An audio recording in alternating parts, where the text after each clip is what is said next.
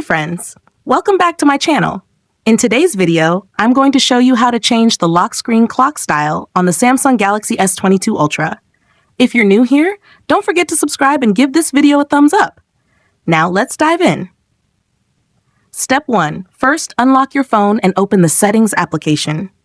This is where you can find various customization options for your device, including display settings, security settings, and accessibility features. Step 2. Now, locate the search icon in the top right corner and tap on it.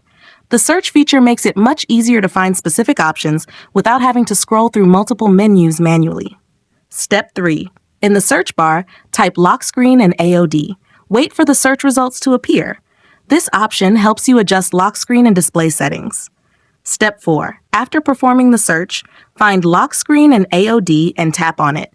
Then select the Edit Lock Screen option. Step 5. For the last and most important step, locate the clock style and tap it.